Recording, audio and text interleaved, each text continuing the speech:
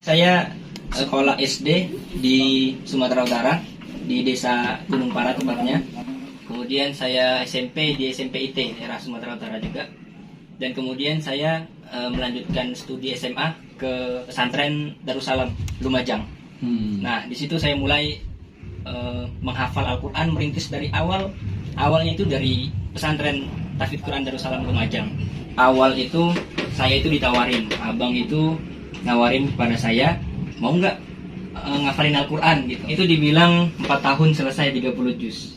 Saya yang waktu itu bukan basicnya penghafal Al-Quran, dan saya itu nggak tahu masa sih 4 tahun itu bisa selesai ngafalin Al-Quran.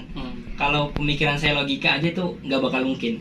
Saya logika nggak bakal mungkin, karena saya nggak tahu tips-tipsnya, cara-caranya kayak gimana. Nah, kemudian saya coba. Saya setiap hari kita mulai ngafal dari awal, dari juz 30 awal, lanjut terus mulai dan alhamdulillah sekarang sudah menyelesaikan Al-Quran 30 juz. Nama saya Ahmad Soleh, asli dari Bekasi, lahir di Jakarta bulan Januari tahun 2000. Awal pesantren saya itu dari tamat SD. Nah, motivasi saya untuk pesantren itu mau nyobain rasanya itu mandiri kayak gimana. Pertama mondoknya nggak jauh-jauh di Bekasi juga, sekitaran Bekasi. Jalan 4 tahun, merasa kurang motivasi saya masih kurang. Saya pindah lagi ke Riau. Awalnya saya ragu kan, ini apa saya bisa menjadi penghafal Al-Quran. Tapi seiring berjalannya waktu, titik tertentu saya merasakan kenikmatnya menghafal Al-Quran.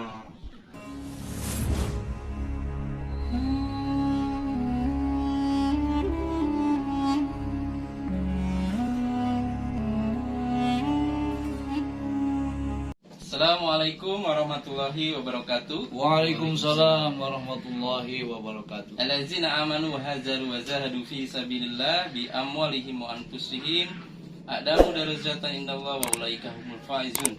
Asyhadu an la ilaha illallah wa asyhadu anna Muhammadar Rasulullah, la haula wala quwwata illa billah. Alhamdulillah, segala puji hanya milik Allah Subhanahu wa taala. Pada kesempatan yang berbahagia ini, bertepatan pada tanggal 18 Juli 2022 atau 17 Zulhijjah 1443 Hijriah. Alhamdulillah Allah pertemukan kita di tempat yang sangat barokah ini. Mudah-mudahan Allah ridhoi kita semua hari ini. Amin ya Allah ya Rabbal alamin. Salawat dan salam sama-sama terlimpah curah kepada manusia yang paling sempurna di muka bumi ini, yang kesempurnaannya telah merubah peradaban jahiliyah menjadi peradaban yang penuh dengan cahaya Islami. Mudah-mudahan kita termasuk orang-orang yang istiqomah di dalamnya. Amin ya Allah ya Rabbal alamin. Baik, pada kesempatan yang berbahagia ini, kenalkan saya Muhammad Devi, yang bertugas sebagai host dari Al-Muqarrabun Official Plus ya. Hari ini kita akan sama-sama mendialogkan tentang profil guru tahfiz di pondok pesantren kami, yang alhamdulillah dua profil guru kita ini sangat menginspirasi kita semua. Namun sebelum kita panjang lebar mengenal mereka semua, kita sapa dulu teman-teman ataupun rekan-rekan kami yang ada di kiri dan kanan. Dan yang ada di kanan kami kebetulan pimpinan pondok pesantren sudah siap ya dan sudah hadir. Assalamualaikum Pak Kiai. Waalaikumsalam warahmatullahi. Alhamdulillah. Sehat ya Pak Kiai? Sehat, insya Allah. Alhamdulillah sehat selalu. Dan yang di sebelah kiri saya juga sudah datang guru-guru tahfiz kita. Apa kabarnya Ustaz semua? Alhamdulillah ya. Ya, sebelum nanti kita lanjut satu-satu, nanti saya akan bertanya tentang profil antum semua ya. Dan hari ini alhamdulillah kita langsung saja mencoba untuk bertanya kepada narasumber kita, orang-orang yang tadi sudah saya perkenalkan di awal. Jadi ini menarik Pak Kiai ya. Karena tadi setelah Bada Asyar kita mengkaji tentang bagaimana cara kita menjaga keluarga kita, diri kita, dan lingkungan kita, terutama keluarga kita, dari jurang api neraka. Nah, ini sangat berkaitan dengan menjaga, karena berkaitan dengan para penghafal Quran juga. Nah, ini saya mau bertanya kepada Pak Kiai sebelum nanti kita akan bertanya tentang profil dari guru-guru tahfiz kita di sini. Baik Pak Kiai, mohon dijelaskan. Ya, assalamualaikum warahmatullahi wabarakatuh. Waalaikumsalam warahmatullahi wabarakatuh. Alhamdulillah, wassalatu wassalamu ala rasulillah Muhammad ibn Abdillah Tadi kita sama-sama pada asar di dalam kuliah 7 menit ya, namanya 7 menit pasti terbatas, tapi menariknya temanya adalah menjaga diri kita dan keluarga kita dari ancaman api neraka. Kemudian kita teringat kepada kalimat tahfiz yang asal katanya dari fa'ala hafazah. Itu juga sama, menjaga. Tapi di dalam Al-Quran ya, dalam surah At-Tahrim ayat 6 itu bukan menggunakan kalimat hafazah. Tidak perlu dipersoalkan. Di situ menggunakan ku anfusakum wa ahlikum naro. Jagalah dirimu dan keluargamu dari ancaman api neraka. Kemudian kalau hafazah di sini sering diterjemahkan menghafal. Padahal asli katanya juga adalah menjaga juga, ya. Contohnya di dalam surah At-Taubah ayat 112 itu disebutkan hafizuna li hududillah. Ada 9 pangkat dari mulai at-taibun al-abidun al-hamidun as-saihuna rakiun as-sajiduna sampai kepada wal hafizuna li hududillah. Jadi dari mulai tobat, memuji Allah, beribadah kepada Allah, menjadi orang yang menuntut ilmu dan ruku sujud, mengajak kebaikan, mencegah kepada kemungkaran, sampai kepada memelihara hukum-hukum Allah. Jadi maknanya memelihara hafiz atau menjaga di dalam tema yang saya sampaikan itu berbeda sedikit tapi sama, karena akhirnya orang-orang yang hafiz, yang hafal Quran ini, dia menjaga dirinya dan keluarganya dari ancaman api neraka. Contohnya dalam satu hadis, Nabi mengatakan innalillahi ahlina minanas. Kata Nabi, sesungguhnya Allah memiliki keluarga dari kalangan manusia. Manhum ya Rasulullah. Siapa mereka itu Rasulullah? Disebutkan ahlul Quran, khossatuhu, yaitu orang yang menjadi ahlul Quran, memelihara, membaca, yang berhubungan dengan Al-Quran, wa khossatuhu, dan orang yang dipilih, yang dikhususkan. Jadi keluarga Allah ini otomatis namanya keluarga dijaga. Apalagi kalau kita mengangkat tema tadi surah At-Tahrim ayat 6, jagalah dirimu dan keluargamu. Coba, bukan hanya diri kita, keluarga kita. Apalagi kalau dikaitkan kepada hadis, orang yang tahfiz Quran ini dia akan memberikan mahkota kepada orang tuanya di hari kiamat. Mahkota itu kan penghargaan. Berarti kalau sudah dapat penghargaan di hari kiamat, tentunya terbebas dari ancaman api neraka. Sedangkan pembahasan kita dalam surah At-Tahrim tadi, di dalam kuliah 7 menit habis asar, jagalah dirimu dan keluargamu dari ancaman api neraka. Di mana menghafal itu bukan hanya menghafal begitu saja, sebelumnya membaca, mempelajari, memahami, menghafal, mengamalkan, bahkan membela Al-Quran. Itu doa yang suka dibaca setiap orang yang sudah khatam Quran. Baik, alhamdulillah sudah terjelaskan seperti apa kaitan menjaga keluarga dari jurang api neraka dengan para penghafal Quran. Iya. Ini sangat menarik sekali karena saya pun ternyata memahami sungguh begitu mulianya para penghafal Quran. Baik, kita akan langsung saja ini karena menginspirasi bagi santri-santri kita juga dan juga untuk kita semua. Kita sapa aja nih guru-guru ataupun profil pengajar dari Pondok Pesantren Al-Muqarrabun ya. Yang pertama ini Ustadz Fahri Abdi Pastio, ya Ustadz ya? Ya. Masya Allah. Assalamualaikum Ustadz. Waalaikumsalam. Sehat Ustadz ya? Alhamdulillah. Alhamdulillah. Ya Ustadz, monggo, Ana mau tanya profil antum tuh seperti apa? Sekarang sudah hafal berapa? Dan kemudian usia berapa sekarang sama asalnya dari mana Ustadz? Ya Ustadz, dan apakah sudah menikah? Ya Ustadz, silahkan Ustadz. Baik, bismillahirrahmanirrahim. Assalamualaikum warahmatullahi wabarakatuh. Waalaikumsalam warahmatullahi wabarakatuh. Sebelumnya saya ingin memperkenalkan diri dulu. Ya, nama saya Fahri Abdi Prasetyo. Saya berasal dari Serdang Bedagai, Sumatera Utara. Kelahiran 28 Juni 2001. Nah, jadi saya ini masih muda. Oh iya. Dan masih bujangan ya? Alhamdulillah. Sebelumnya saya sekolah SD di Sumatera Utara, di desa Gunung Parah tepatnya. Kemudian saya SMP di SMP IT Permata Hati, daerah Sumatera Utara juga. Dan kemudian saya melanjutkan studi SMA ke pesantren Darussalam Lumajang. Nah, di situ saya mulai menghafal Al-Quran, merintis dari awalnya itu dari pesantren Tahfidz Quran Darussalam Lumajang. Nah, jadi untuk awal itu sebenarnya saya itu ditawarin sama abang. Nah, abang itu nawarin kepada saya, mau nggak ngafalin Al-Quran gitu. Awalnya itu dibilang 4 tahun selesai 30 juz. Saya yang waktu itu bukan basicnya penghafal Al-Quran, dan saya itu nggak tahu masa sih 4 tahun itu bisa selesai ngafalin Al-Quran. Kalau pemikiran saya logika aja tuh nggak bakal mungkin. Saya logika nggak bakal mungkin, karena saya nggak tahu tips-tipsnya, cara-caranya kayak gimana. Nah, kemudian saya coba, saya setiap hari kita mulai ngafal dari awal, dari juz 30 awal, lanjut terus mulai dan alhamdulillah sekarang sudah menyelesaikan Al-Quran 30 juz. Insyaallah bisa mengamalkannya. Amin ya rabbal alamin. Ya.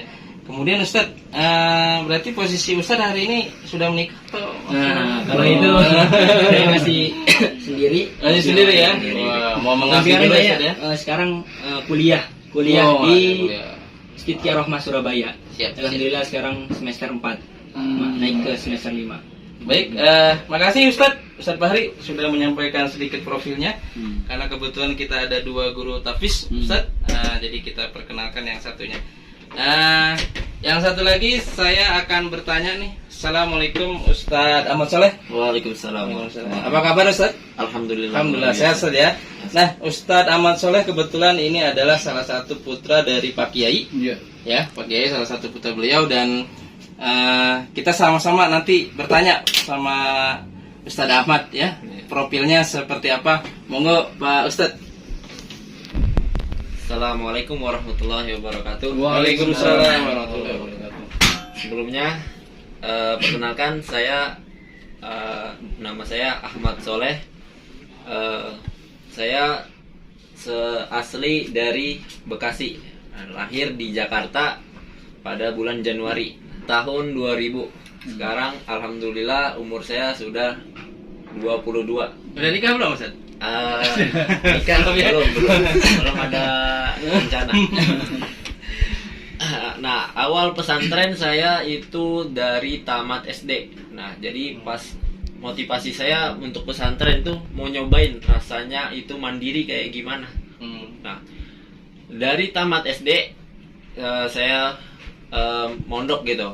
Pertama mondoknya nggak jauh-jauh di Bekasi juga, sekitaran Bekasi. Jalan 4 tahun, merasa kurang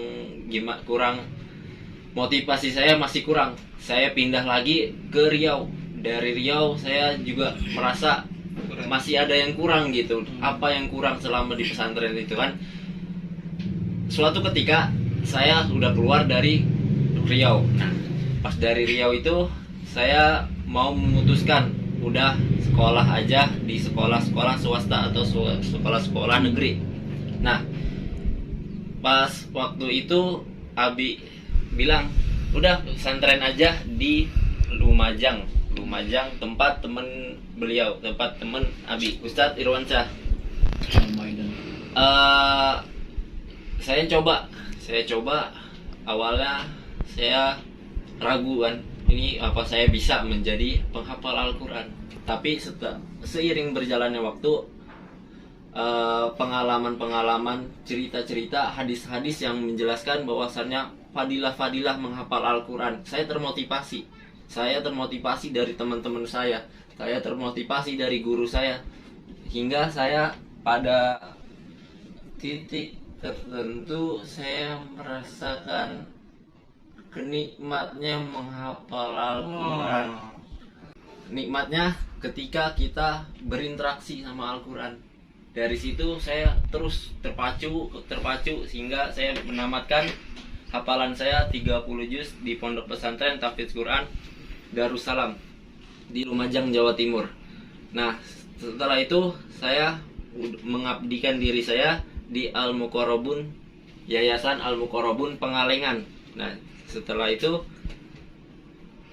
saya berniat untuk mengajarkan kepada adik-adik saya, kepada santri-santri di sini, menanamkan bahwasannya Al-Quran itu mudah untuk orang-orang yang berniat menghafal Al-Quran dan niat menaruh mahkota kepada kedua orang tuanya di hari akhirat. Mungkin sampai sini aja. Masya Allah, luar biasa.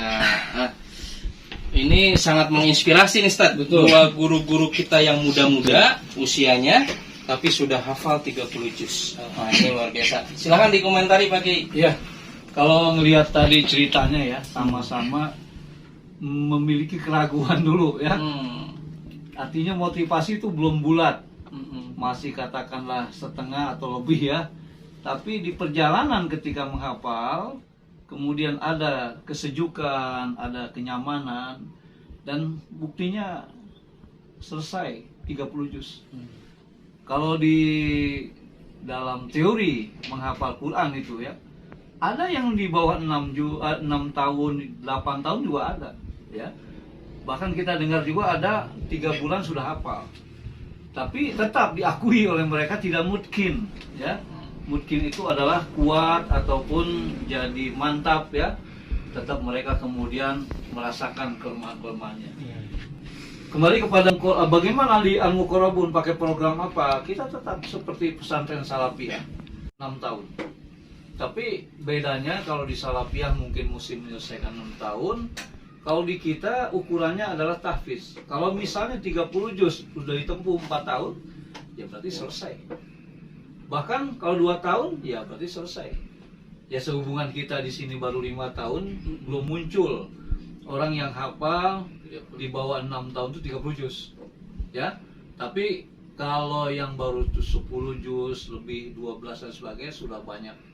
Alhamdulillah. Nah, jadi saya lihat memang seperti itu perjalanan hidup. Tidak langsung mendapatkan motivasi yang kuat, tapi motivasi itu bertambah ketika kita jalankan semuanya. Learning by doing. Belajar sambil berjalan itu ya. Begitupun manajemen di Al-Muqarrabun ya. Sama-sama diketahui itu kita ini adalah program gratis 100% untuk yatim piatu duafa. Jadi kepada yang yatim piatu, apalagi yang duafa, ada bapak ibunya tapi ingin bersekolah, ingin belajar, inilah tempatnya. Oleh karena itu, dari mana sumber? Salah satunya di Kota Kamal. Makanya Kota Kamal ini menjadi inspirasi juga bagi kita semua. Betullah kata Allah di dalam surah At-Taubah ayat 103, khuz min amwalihim shadaqatan tutahhiruhum wa tuzakkihim biha wa sholli alaihim inna sholataka sakanun lahum. Ambillah dari harta mereka sebagai sedekah untuk membersihkan, untuk mensucikan. Tutahhiruhum wa tuzakkihim biha. Satu lagi, wa sholli alaihim, menjadi doa untuk mereka. Karena memang ketika ada yang menyumbang, minta didoakan, apalagi tidak diminta juga kita selalu doakan. Jadi ini juga nggak bisa kita lupakan, kita abaikan antara amwal dan anfus. Kalau tadi kita lihat profil para pengajar itu punya jiwa ingin mendidik, ingin membina ya, bahkan untuk menambah sertifikasinya. Ustadz Abdi selain mengajar di sini, beliau itu studi di Stiki Ar-Rahmah di Surabaya. Jadi beliau melanjutkan lagi studinya. Kalau Ustadz Ahmad, anak saya ini, dia di Yamisa, mengambil S1-nya. Bidang ekonomi, bidang apa? Bidang keguruan, ya. Jadi sambil ngajar, sambil belajar. Iya, biasa. Itu yang kita lakukan, dan mudah-mudahan semua barokah. Amin, Ya, amin. karena dengan sumbangan para dermawan ke dalam kotak ini, ada yang 1.000, 2.000, ada yang 100 rupiah, yang sudah nggak laku di mana-mana, dikumpulkan jadilah masjid. Berjalanlah program kami membina dan menyantuni yatim piatu duafa, dengan program tahfiz Quran gratis 100%. Alhamdulillah. Alhamdulillah. Itu dah. Wah, luar biasa ini. Dua narasumber, tiga. Hari ini saya kedatangan tamu, tiga narasumber. Tamu yang memang hadir di sini, bukan tamu dari jauh. Mereka adalah orang-orang yang mengabdi ya di pondok pesantren ini. Mudah-mudahan ini menginspirasi kita semua. Dan bagi bapak dan ibu yang memiliki anak yatim atau yatim piatu atau duafa yang tidak mampu mensekolahkan anaknya, ingin menjadi penghafal Quran, boleh menghubungi kami ya di Yayasan Al-Muqarrabun Pengalengan, Bandung. Nanti bisa lihat di bawah YouTube ini, channel ini, hubungi kami. Insya Allah seluruh kebutuhan anak-anak santri semua gratis. Dari 100%. makan mereka, dari jajan mereka, dari kebutuhan pendidikan mereka, dari seragam mereka, semua gratis 100% ya. Mudah-mudahan ini menjadi amal soleh kita semua. Amin. Baik, karena berhubung waktu untuk Sesi pertemuan- sesi doa Ya. ya. Sesi doa kita akan tutup nanti dengan doa, dan saya ucapkan terima kasih kepada guru-guru kita yang menginspirasi kita semua, juga kepada Pak Kiai. Dari saya kurang lebihnya mohon maaf. Assalamualaikum warahmatullahi wabarakatuh. Tafadhol Ustaz untuk menutup doanya. Allahumma sholli ala Muhammad wa ala ali Muhammad. Allahumma sholli alaihim azrakallahu bima adaita wa barakallahu bima alqaita waj'alnahu laka tahuran. Ya Allah, berikanlah balasan yang lipat ganda atas sedekahnya para dermawan. Jadikanlah harta usaha dan keluarganya semakin berkah dan menjadi penutup atas dosa-dosa para dermawan. Assalamualaikum warahmatullahi wabarakatuh.